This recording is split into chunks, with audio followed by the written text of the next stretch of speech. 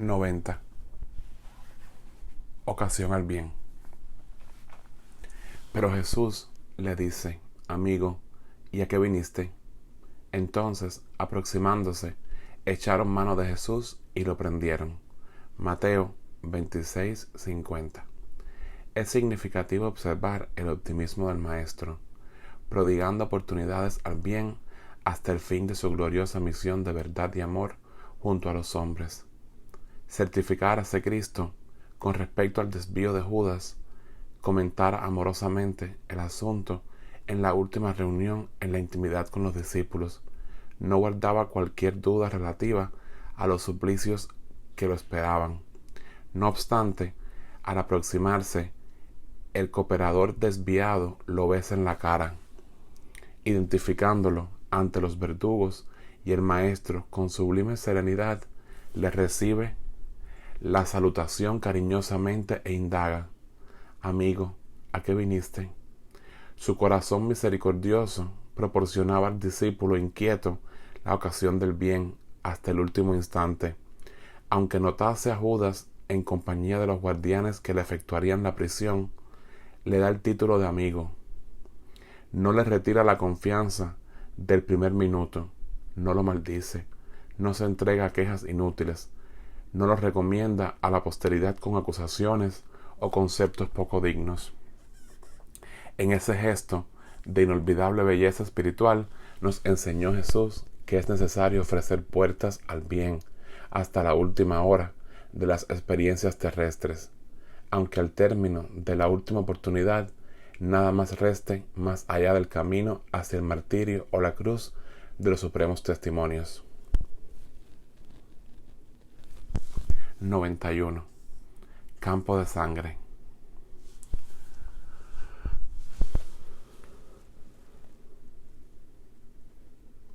Por eso fue llamado aquel campo hasta el día de hoy, campo de sangre.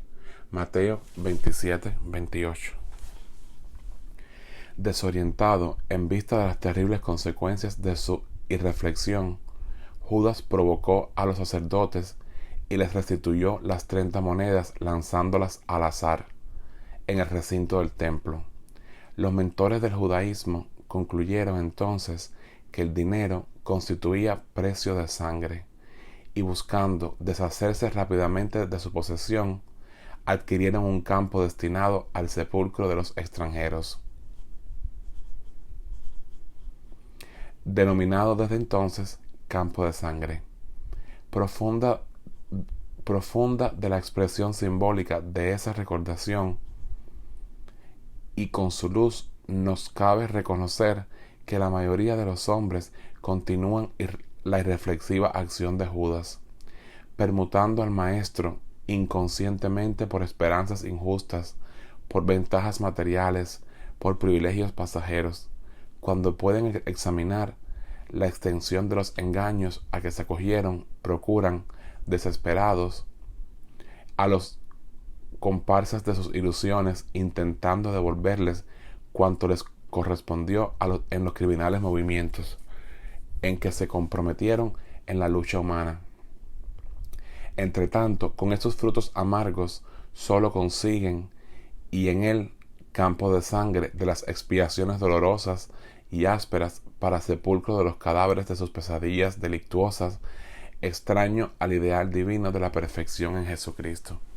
Hermano en humanidad, que aún no pudiste salir del campo milenario de las reencarnaciones, en lucha por enterrar los pretéritos crímenes que no se coadunan con la ley eterna. No cambies a Cristo eterno por un miserable puñado de cenizas, porque de lo contrario continuarás circunscrito a la región oscura de la carne sangrienta. 92. Magdalena. Le dice Jesús: María. Ella, volviéndose, le dice: Maestro. Juan 20:16. De los hechos más significativos del Evangelio, la primera visita de Jesús en la resurrección es de aquellos que invitan a la meditación sustanciosa y esmerada. ¿Por qué razones profundas dejaría el Divino Maestro tantas figuras más próximas a su vida para surgir a los ojos de Magdalena en primer lugar. Somos naturalmente compelidos a indagar por qué no habría aparecido antes al corazón abnegado y amoroso que le sirviera de madre a los discípulos amados o a los discípulos amados. Entre tanto, el gesto de Jesús es profundamente simbólico en su esencia divina. Entre los personajes de la Buena Nueva, nadie hizo tanta violencia a sí mismo para seguir al Salvador como la inolvidable obsesión de Magdala. Siquiera Pablo Tarso haría tanto, más tarde, porque la conciencia del apóstol de los gentiles era apasionada por la ley, mas no por los vicios. Magdalena, sin embargo, conociera el fondo amargo de los hábitos difíciles de ser extirpados, debilitarse al contacto de las entidades perversas, permanecía muerta en las sensaciones que operaba la parálisis del alma. Entretanto, bastó el encuentro con Cristo para abandonar todo y seguirle los pasos fiel hasta el fin, en los actos de negación de sí misma y en firme resolución de tomar la cruz que le competía en el Calvario redentor de su existencia angustiosa. Es comprensible que muchos estudiantes investiguen la razón por la cual no apareció el Maestro primeramente a Pedro, a Juan, a su madre o a los amigos. Todavía es igualmente razonable. Reconozcamos que con su gesto inolvidable Jesús ratificó la lección de que su doctrina sea para todos los aprendices y seguidores el código de oro de las vidas transformadas para la gloria del bien. Y nadie, como María Magdalena, hubiera transformado la suya a la luz del Evangelio Redentor. 93. Alegría cristiana. Mas vuestra tristeza se convertirá en alegría. Jesús, Juan 16:20. En las horas que precedieron a la agonía de la cruz, los discípulos no conseguían disfrazar el dolor, la decepción. Estaban tristes. Como personas humanas no entendían otras victorias que no fuesen las de la tierra.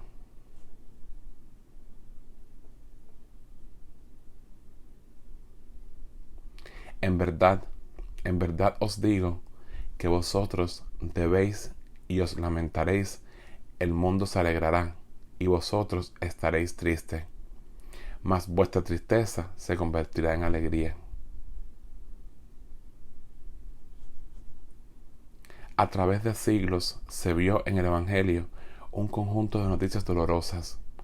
Salvador, han venerado y puro, conducido al madero, destinado a los infames discípulos desbandados, persecuciones sin cuenta, martirios y lágrimas por todos los seguidores. No obstante, ese pesado equipaje de sufrimiento constituye la base de una vida superior repleta de paz y alegrías. Esos dolores representan auxilio de Dios.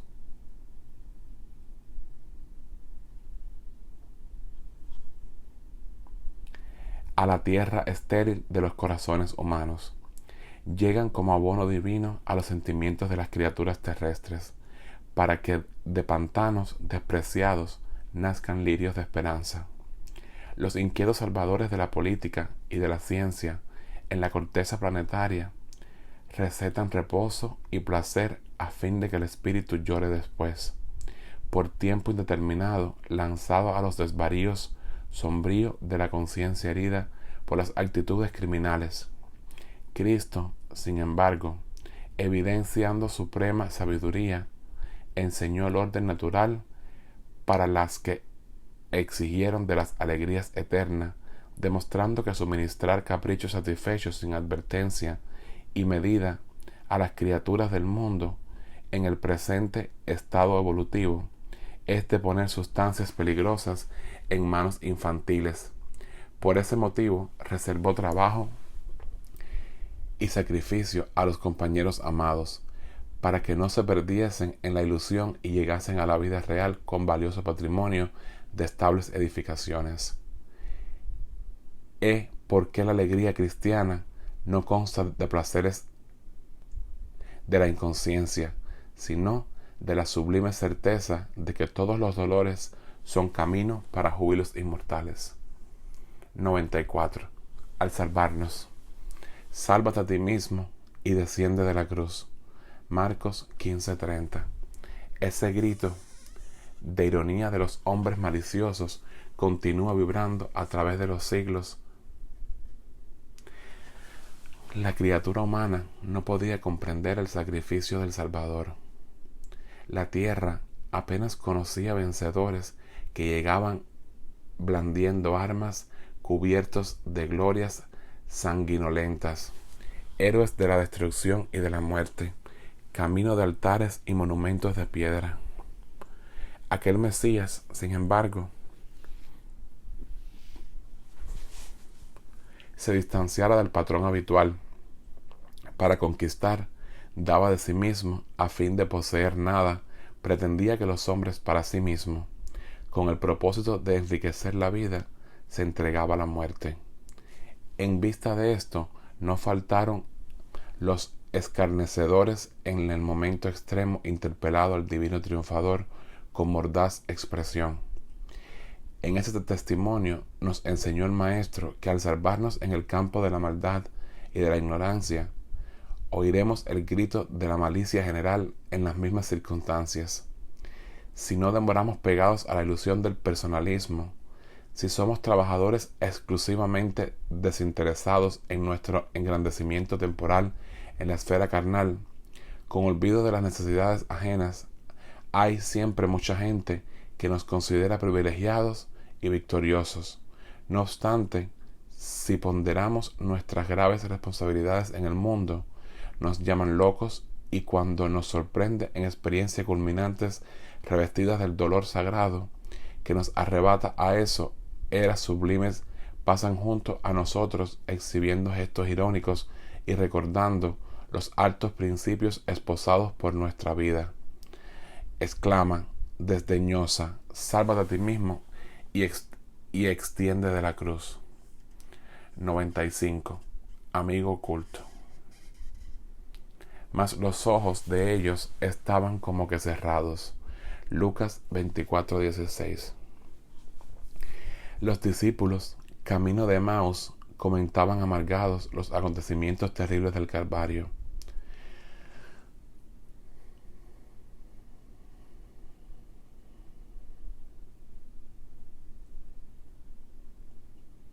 Permanecían bajo la tormenta de la angustia. La duda les penetraba el alma, llevándolos al abatimiento, a la negación. Sin embargo, un hombre desconocido los alcanzó en el camino.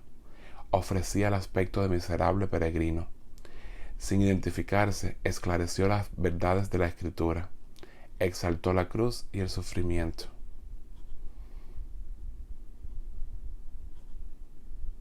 Ambos compañeros, que se habían enmarañado en el bejucal de las contradicciones ingratas, experimentaron agradable bienestar oyendo la argumentación confortadora. Solamente al término del viaje, sintiéndose fortalecidos en el cálido ambiente de la hospedería, percibieron que el desconocido era el Maestro. Aún existen aprendices en el camino simbólico de Emaús. Todos los días alcanza el Evangelio y se espantan frente a sacrificios necesarios a la eterna iluminación espiritual. No entiende el ambiente divino de la cruz y procuran paisajes materiales distantes. Entre tanto, llega siempre un desconocido que camina al lado de los que vacilan y huyen. Tiene la forma de un viajante incomprendido, de un compañero inesperado, de un viejo generoso, de un niño tímido. Su voz es diferente a las demás, sus esclarecimientos más firmes, sus llamados más dulces. Quien comparte por un momento del banquete de la cruz jamás podrá olvidarla. Muchas veces partirá mundo afuera, demorándose en veredas oscuras.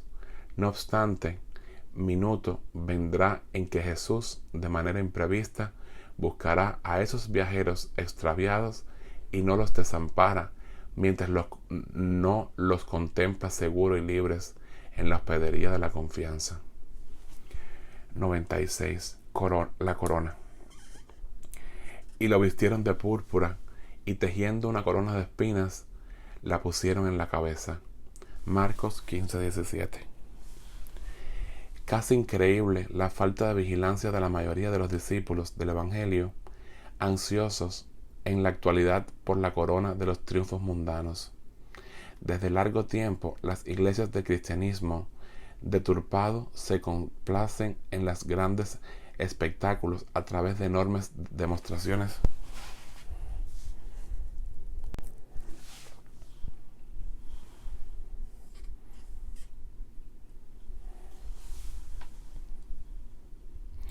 Desde hace mucho tiempo, las iglesias del cristianismo distorsionado se complacen en los grandes espectáculos a través de enormes demostraciones de fuerza política, y es forzoso reconocer que gran número de las agrupaciones espiritistas cristianas, tan recientes aún en el mundo, tienden a las mismas inclinaciones. Individualmente, los prosélitos pretenden el bienestar, el camino sin obstáculos, las consideraciones honrosas del mundo, el respeto de todos, el fiel reconocimiento de los elevados principios que esposaron en la vida por parte de extraños. Cuando ese cúmulo de facilidades no les favorecen el servicio edificante, se sienten perseguidos, contrariados, desdichados. Pero, ¿y el Cristo? ¿No bastaría el cuadro de la corona de espinos para atenuar nuestra inquietud? Naturalmente que el Maestro traía consigo la corona de la vida. No obstante, no quiso perder la oportunidad de revelar que la corona de la tierra aún es de espinos, de sufrimiento y trabajo incesante para los que deseen escalar la montaña de la resurrección divina. Para la época en que el Señor inauguró la buena nueva, entre los hombres los romanos se coronaban de rosas, mas legándonos la sublime lección, Jesús no daba a entender que sus discípulos fieles deberían contar con distintivos de otra naturaleza. 97. ¿Lo amas bastante? Le preguntó la tercera vez: Simón, hijo de Jonás, ¿me amas? Juan 21:37.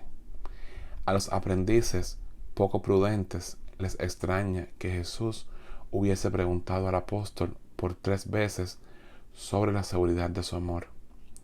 El propio Simón Pedro, oyendo la interrogación repetida, se entristecía, suponiendo que el maestro sospechaba de sus sentimientos más íntimos. No obstante, la enseñanza es mucho más profunda. En aquel instante le confiaba a Jesús el ministerio de la cooperación en los servicios redentores. El pescador de Cafarnaúm iba a contribuir en la elevación de sus tutelados del mundo. Iba a apostolizar, alcanzando valores nuevos, la vida eterna.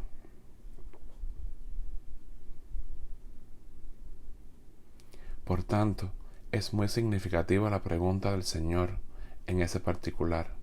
Jesús no pide información al discípulo con respecto a los razonamientos que le eran peculiares. No desea enterarse de los acontecimientos del colaborador relacionados con él. No reclama un compromiso formal, apenas pretende saber si Pedro lo ama, dejando percibir que con amor las demás dificultades se resuelven. Si el discípulo posee suficiente provisión de esa esencia divina, la tarea más dura se convierte en un apostolado de bendiciones promisorias. De ese modo, es preciso reconocer que tus conquistas intelectuales valen mucho, que tus indagaciones son loables, pero en verdad solo serás un efectivo y eficiente cooperador del Cristo si tienes amor. 98. Capas. Él entonces, arrojando su capa, se levantó y vino a Jesús. Marcos 10:50. El Evangelio de Marcos presenta una interesante reflexión sobre la curación de Bartimeo, el ciego de Jericó. Para recibir la bendición de la divina aproximación, arroja su capa y corriendo al encuentro del Maestro, alcanzando nuevamente la visión para sus apagados y tristes ojos. ¿No residirá en ese acto un precioso símbolo? Las personas exhiben en el mundo las más diversas capas. Existen mantos de reyes y de mendigos. Hay muchos amigos del crimen que dan preferencia a las capas de santos. Pocos los que no pegan su rostro la máscara de la propia conveniencia. Se alega que la lucha humana está repleta de las más variadas exigencias, que es imprescindible acompañar la marcha del siglo. No obstante, si alguien desea sinceramente la aproximación de Jesús, para la recepción de beneficios duraderos, arroje la capa del mundo transitorio y preséntese al Señor tal cual es, sin la ruinosa preocupación de mantener la pretendida intangibilidad de los títulos efímeros, bien sean los de la fortuna material o los de la exagerada noción de sufrimiento. Mantener falsas apariencias delante del Cristo o de sus mensajeros complica la situación de quien necesita. No pidas al Señor con exigencias o alegatos inoportunos. Arroja tu capa mundana y preséntate a Él sin más ni menos. 99. Prometer. Le prometen libertad y son ellos mismos esclavos de la corrupción. Pedro 2:19. Es indispensable desconfiar de todas las promesas de facilidades en el mundo. Jesús, que podía abrir los más vastos horizontes a los ojos sorprendidos de la criatura humana, le prometió la cruz sin la cual no podría apartarse de la tierra para ir a su encuentro. En todas partes existen discípulos descuidados que aceptan el logros de aventureros inconscientes. Es que aún no aprendieron la lección viva del trabajo propio al que fueron llamados para desarrollar una actividad peculiar. Los promotores de revoluciones y los dueños de proyectos absurdos prometen maravillas, pero si son víctimas de la ambición, siervos de propósitos inferiores, esclavos de terribles engaños, ¿cómo podrán efectivar para otros la libertad o la elevación de la que se mantienen tan distantes? No creas en salvadores que no demuestran acciones que confirmen la salvación de sí mismos. Debes saber que fuiste creado para la gloriosa ascensión, para que solo el descanso es fácil. Subir exige trabajo, paciencia, perseverancia, condiciones esenciales para el encuentro del amor y de la sabiduría. Si alguien te habla del valor de las facilidades, no lo creas. Es posible que el aventurero esté descendiendo, pero cuando te haga ver perspectivas consoladoras a través del sudor y del esfuerzo personal, acepta los consejos con alegría. Aquel que comprende el tesoro oculto en los obstáculos y se vale de ellos para enriquecer la vida, está ascendiendo y es digno de ser seguido.